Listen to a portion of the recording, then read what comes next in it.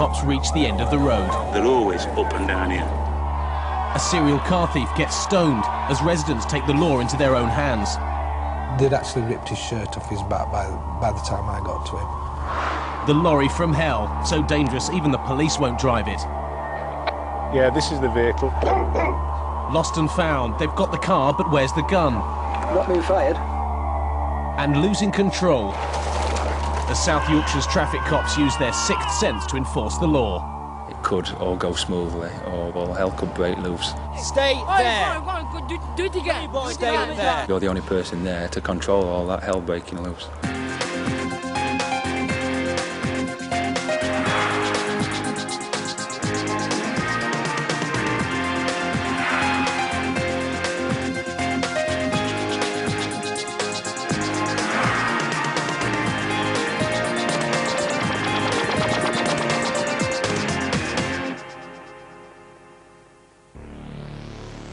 Yorkshire has one of the worst records for motorcycle accidents in Britain. Its moors and dales are thought to be safe havens for bikers who seek the thrill of the open road. But, increasingly, these thrills are turning to spills. Yeah, from the ambulance crew, it is fatal. Now the traffic cops are moving in, targeting bikers who take chances. PC Matt Bort is on just such a mission. His patch is Barnsley, a favourite haunt for motorcyclists on all kinds of bikes. The scooter heading toward him seems to be doing nothing wrong, but PC Bort's sixth sense antenna is twitching a lot. One of the up. In we go. The way that he acted, coming the other way, wasn't doing anything, wasn't driving dangerously, wasn't messing about on the bike. He just had stopped me written all over him. And stop him is what Bort intends to do, despite the fact that the scooter rider has a head start. It was clear then, by his manner of riding, that he wasn't going to be stopping, and he was trying to get away. He went down a path which was just wide enough for the car to fit down. Says Tango Bravo 21, I've got a vehicle failing to stop in Thurnscoe.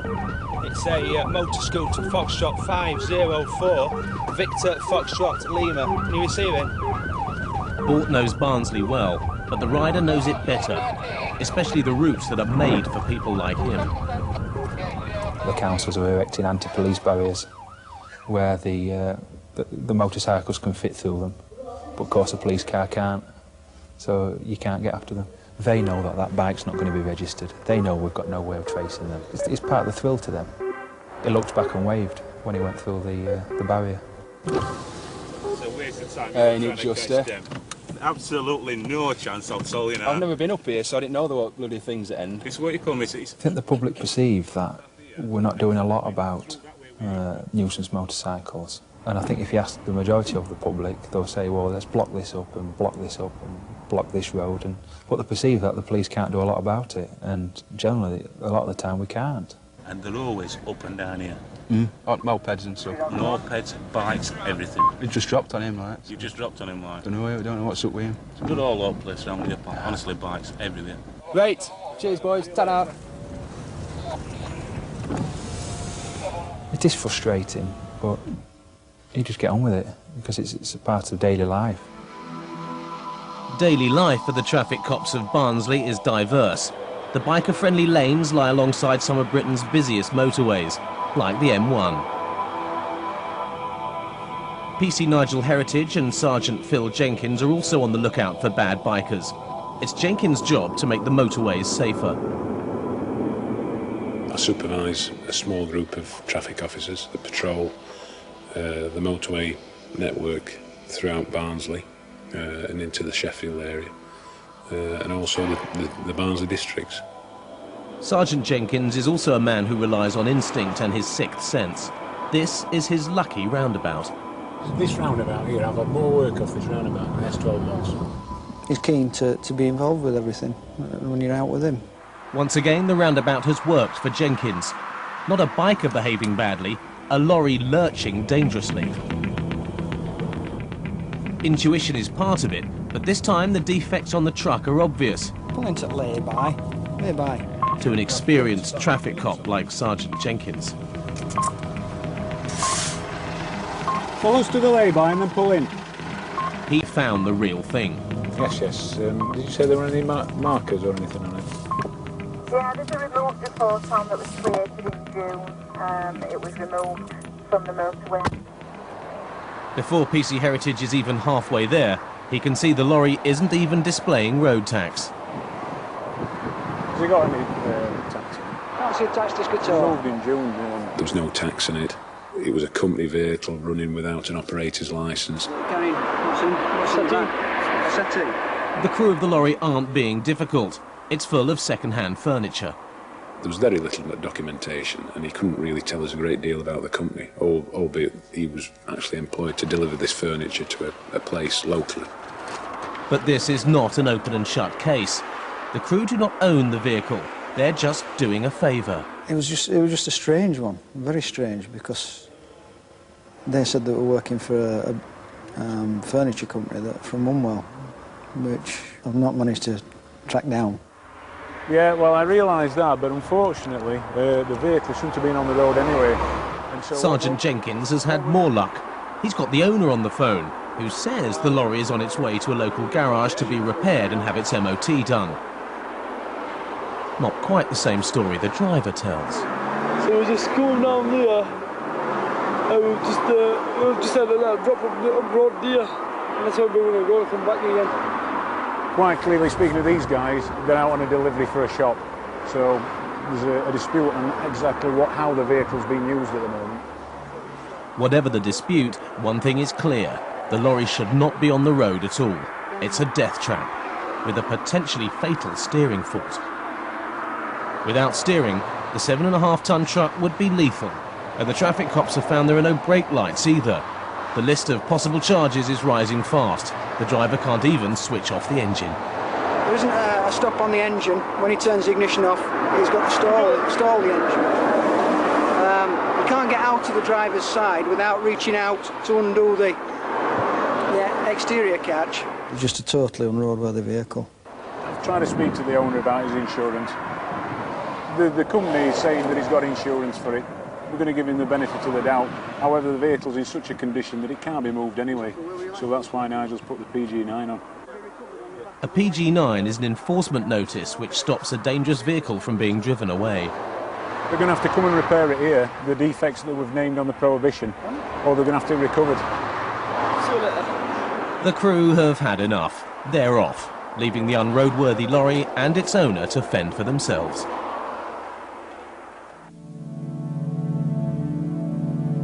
On the other side of town, another Barnsley traffic cop is starting his shift. PC Ian Dodd has been a policeman for 28 years. Today, he's on call, waiting for stolen or suspicious cars to chase.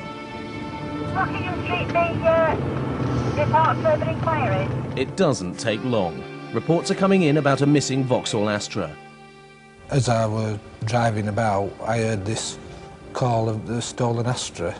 By sheer chance, it's heading straight for PC Dodd.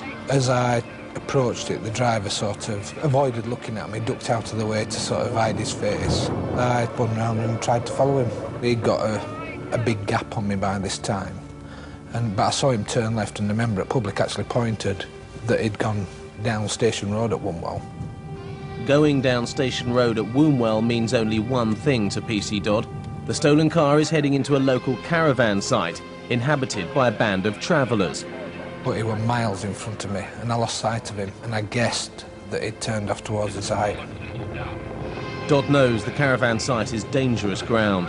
Plenty of fields and common ground for a getaway. Dodd's hunch is right, but the Astra driver doesn't like the look of the site, and he's trying to escape the way he came. Bravo 3, it's me. He's dumped it on Smithy's Lane caravan site, over. As PC Dodd blocks him in, the thief goes into ramming mode. He's just ran the patrol car, over. He started reversing off, and I just thought, if he gets past me, that's it, I'm stuck into a pursuit again, so I wanted to stop him.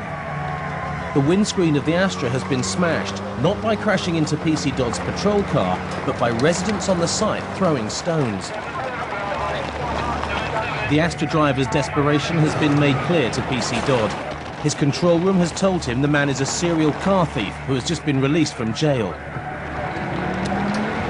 Yes, he's got past me. He's heading towards The main road again, over.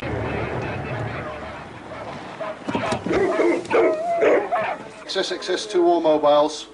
You start travelling towards Wunwell, Ings Lane area. As headquarters calls in reinforcements, PC Dodd is witnessing mob rule. The residents of the caravan site are enraged. The car thief almost ran over some children when he first drove onto the site. Now they want revenge. The thief is in danger of losing his life. It was just like he was going to die, basically. We got this like crowd around his car. PC Dodd is virtually helpless. If he intervenes before backup arrives, he might be stoned too. But he has to have a go. And they were wanting to vent their revenge on him. And then I'm thinking, oh no, what do I do now? Like, because like, I got out and grabbed hold of one bloke, and I grabbed hold of him with both hands, and I couldn't span his arms. I'm just, what are we going to do here? While the brutal attack continues, PC Dodd's patrol car video camera carries on recording. Graphic evidence of people losing control. Tango Romeo Bravo 3. Assistance was close by, though. For PC Dodd, it seemed an eternity. It was the longest couple of minutes of my life. And when the second car came up, I just thought, right, that makes 3 of us. Now it's 3 onto 20. And then a team van turned up, and it just got better as the minutes went by. Meanwhile, back near the M1, Sergeant Jenkins and PC Heritage are on the move again. And once more, a roundabout has produced another victim. Another possible unsafe vehicle, an old Vauxhall. Phil, just do us a check on this one. Because he's gone round, this is the second time round now. We're stuck in traffic, and the Blue Nova came round. And it was just one of those cars that it had all the traits of either a possible stolen car or one that was just a bit dodgy. There'll be no insurance on it, I'm sure, no tax. Yeah, can I have a vehicle check, please? Doncaster Road at Barnsley, Golf 335, Victor Mike Golf. Once again, Sergeant Jenkins knows his instincts are correct. Yes, has any insurance details shown? It didn't have a current vehicle excise licence, tax disc. And these are all the traits that, if they're not going to bother taxing the car, there's some reasons: A, they haven't got insurance, B, they haven't got a licence or whatever, you know. And it's just one of those pool cars. And I think that's basically what it was. A pool car is police slang for the transport of choice for disqualified drivers. Untaxed, uninsured, and usually unsafe. Right. Where are you going then? We're heading back to log. Yeah, whose is this car? Is it? What's all damaged then and all this? It was in a pretty rough state of affairs. Not being maintained for, I would say, years. I wouldn't say just weeks or months, I would say years. So there's got no proof of ID on you whatsoever? Having a hunch about a possible disqualified driver is one thing, proving it quite another. No proof, no arrest or charges. So the game begins. First step is to question the suspect on camera. That's the picture, isn't it? To try and get a true name and address. The game is called Call My Bluff Traffic Cops. Has there been disqualified in past? Keep an eye on the eyes. No? I've had dealers with you in past, I'm sure. Some don't want to have eye contact with you, and normally people who are telling the truth sort of look you directly in the eyes, and other people are sort of away from you. 9 times out of 10, they're giving false details because they're either wanted, disqualified, or whatever. This guy is good. He's staying stum. You got any ID on it? Not any ID on him whatsoever. I'm not 100% happy because he's given me the wrong postcode. And he's as nervous as I am. Has he got a telephone number? Is there anybody in it else? I've got a telephone. Oh, that's a really good one. I think he's going to have to come with us. I think he is. But it's not paid off. He's going to be arrested. I'm not happy that the details we've given there are correct. I have a power under Section 25 of the Policing Criminal Evidence Act.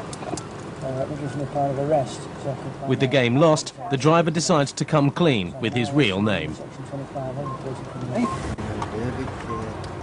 David Keir. Oh, just hang on a minute. Why have you given us false details? Just going to give it right details. You're disqualified. But he's still not telling the whole truth and nothing but the truth. Is it ×2 means the driver has actually been banned from driving twice? Game over. Initially he's given us false details. He's then admitted that he's got no insurance for the vehicle, and after a few more checks he's decided to tell us his proper details. We checked him again, he's disqualified from driving, so he's now under arrest for disqualifying driving. David Kay's passengers aren't in trouble, but they will have to walk home. Their unroadworthy and uninsured transport will be removed and crushed. Mr. Kay is more fortunate. He does get a lift to Barnsley Police Station, still trying it on, playing the game. God, you could have turned a blind eye. Any Barnsley officer, please? For immediate response. At headquarters, reports are coming in of an unusual job for the traffic cops. A woman trying to commit suicide. We've got a woman in the middle of the road requesting that a motorist run her down. PC Bort is taking the call. 6-3 attending. This time he won't be driving fast. If there really is someone threatening to leap out in front of the traffic, he's got to be cautious. But that doesn't go for everyone. We were overtaken by a panda car, which I thought a bit strange, seeing as we're looking for somebody who's jumping out in front of cars. Local officers have taken over the job, but PC Bort decides to tag along, just in case his traffic skills can be of any help. They located the lady further on because they pulled into the edge.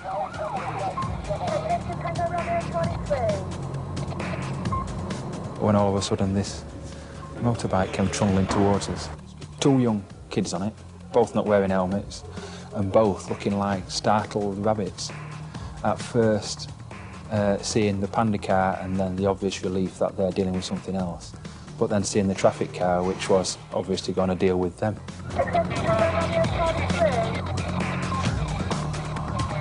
As he turned into the corner onto the gravel track, he basically lost the back wheel, and they ended up in a heap with the bike somewhere amongst them, and dust flying up around them. This time, narrow lanes and barriers cannot come between Bort and his prisoners. Stay there. No. Get off. Get off. I'm training on that. No.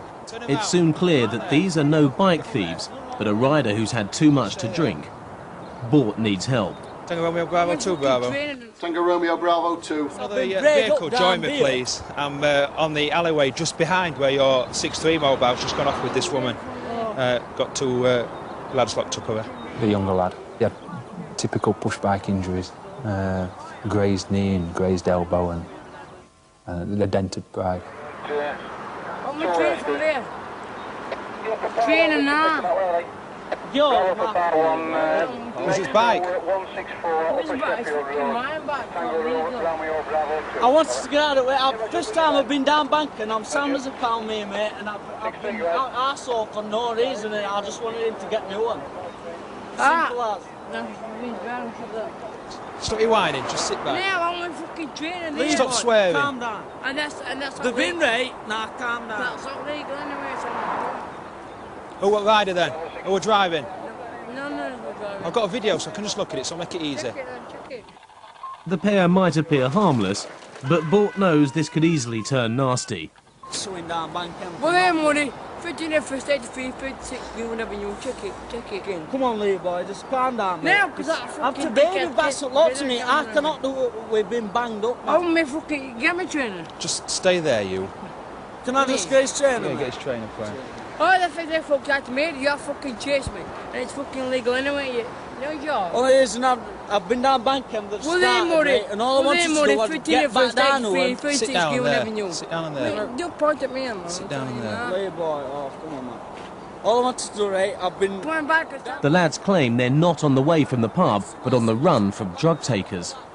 The main concern was that they'd been speeding away from an area just down the road because they were getting beat up by smackheads, in their words, which is why they'd had to race off on this motorbike without any helmets and drunk. Just sit there, stay there. Go on, do it again. Stay there. Do it again. Stay there. Alright, you fucking better get off me.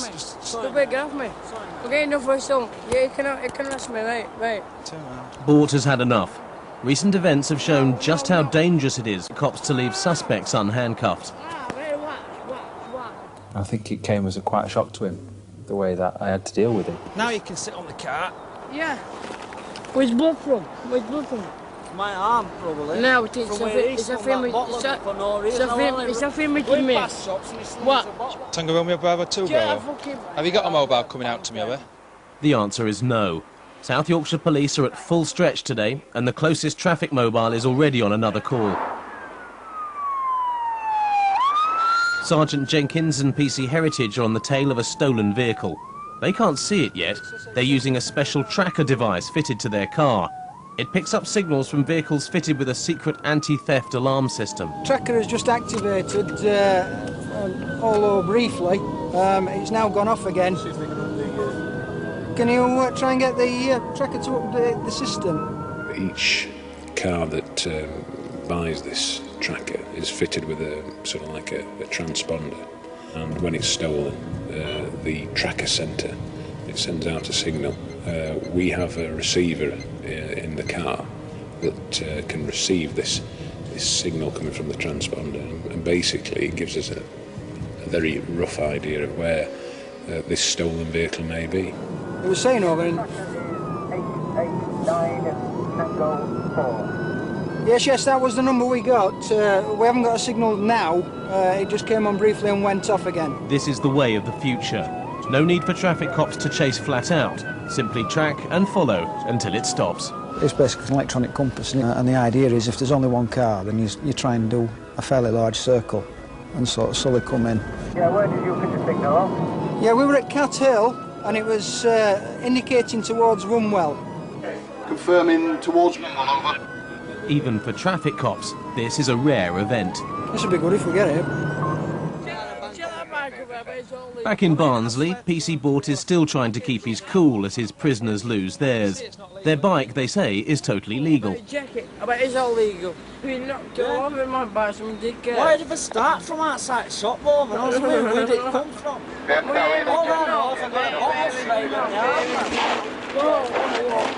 But just as it seems he's in danger of losing control, help is at hand. The heavy mob have arrived. Barnsley's riot police. I've been rated as well. You ever walk up to these chaps? It was the public order van which turned up, which was only a short hop away in the town centre. But they came and made short work of scooping them up. They're both pissed out their heads. Hey boy, calm down. Because that might not nick you, we've been fucking nuts. Any chance of don't tell? Do you need a quick slip? Now they fell off in front of us. The riot cops are the answer to Bort's troubles. They'll even take the scooter away for him. Backwards in. But they have given him a problem too. To charge the rider of the scooter when they get back to the nick, they need to know who Bort is saying it is. And he's forgotten. The muscle van. In the melee that had took place and the swapping of positions and stuff on the car bonnet, I'd forgotten who was the rider. I rewound the video on the car, which obviously showed him being the rider, the driver. It's basically a little bike that they use for off-road that they've decided they're going to come up here on, and they're both drunk, and they've seen me and panicked and come up here and fell off it, in its simplest terms. Across town, Sergeant Jenkins and PC Heritage are still using their tracker to try and find the stolen vehicle. They now know the signal is coming from a green 4x4 Isuzu Trooper, stolen from Leeds just 2 hours ago. Amazingly, it's leading the traffic cops to the caravan site where residents stoned the Astra thief earlier. This time there is no chase, nor any sign of angry travellers. Just a green Isuzu parked up on a driveway. Do you think to yourself, a green Isuzu Trooper four-wheel drive vehicle? It's a pretty rare-looking vehicle. And lo and behold, that little site had probably about 4 or 5 of probably exactly the same type of vehicle. So it made things difficult trying to find it. We've come to look for a stolen car, an Isuzu Trooper. All right, it's a green one. Right, have a look. All right. That looks too old. That's mine. Whose is that one there? No idea. You've no idea. Is it? No idea at all. No, I listen. The residents aren't much help. They've seen nothing and heard nothing. Right. Does he belong to this caravan here? There's nobody in there, mate. Nobody in there? Yeah, as we turned the corner, there was another one. It had got the electric cordless drill there. They'd obviously been changing the number plates. Yeah, this is the vehicle. It doesn't take long to confirm that this is the trooper Jenkins and Heritage have been tracking. The caravan site.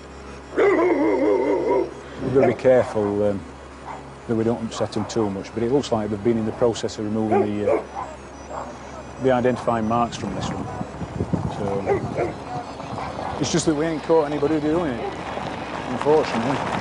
Whoever had sort of like been exchanging the plate and actually stolen the vehicle had long gone, and nobody seemed to know anything about the vehicle anyway. So it was sort of like the next step. We should preserve evidence, get it recovered, let scenes of crime look at it, let's see if we can get some fingerprints off it. This investigation is turning sinister. PC Heritage has found a shotgun cartridge. Not been fired.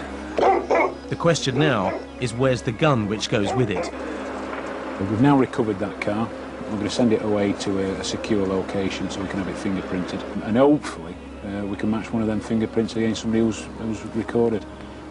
See if we can actually get an offender for it. We took the drill. There's every chance that whoever's stolen it has been using the drill to change the identity of the vehicle. One of my concerns were that, you know, there may have been firearms used by the people who've stolen it, which is obviously a major concern. So, you know, there's other issues there, and it's we may never get to the bottom of that one. In the centre of Barnsley, PC Bort's scooter riders are on the way to the custody suite to be charged. Nothing has changed. The riders still giving the officers grief, claiming that PC Bort lost control when he made the arrest. These uncles, yeah, are business. To be violent or No. Lie me. More than one threat out there. Lie What he's going to do when the handcuffs me come in off. the Lee. wall. I'm not... Listen to the sergeant. Stand still, Lee. Feel me out. The lad was making all sorts of allegations that he'd been roughed up outside by me on the car bonnet, and that excessive force had been used against him when he got to the custody suite. People like that don't realise that I had a video running. There's a video running in the custody suite. So if things like that did go on, then, you know, they'd get found out. When the rider appeared in court, he was found to be drunk in charge of a scooter, riding without insurance and not wearing a crash helmet. He was fined £75 and disqualified from driving for 18 months. His pillion passenger accepted a police caution for being in possession of cannabis. The disqualified driver caught in the unroadworthy Vauxhall Astra had his driving ban extended and was ordered to do 100 hours community service.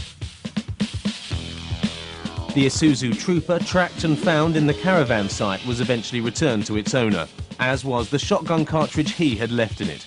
The thief or thieves have not been caught. And the serial car thief, stoned by the residents of the caravan site where the stolen Isuzu trooper was found, was fined £260 for driving whilst uninsured.